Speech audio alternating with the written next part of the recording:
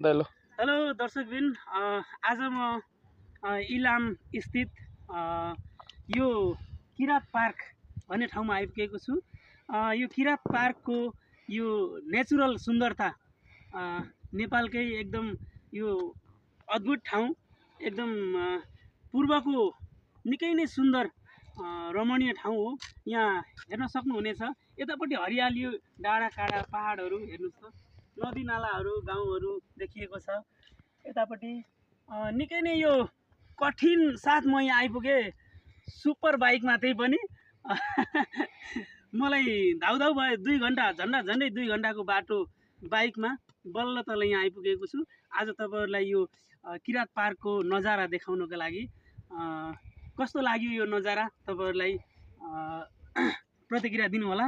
अनि यो भिडियोलाई लाइक तथा सेयर गरिदिनु होला, ताकि अर्को भिडियो फेरि हजुरहरू माझ फेरि प्रस्तुत गर्न सकौँ भन्दै धन्यवाद।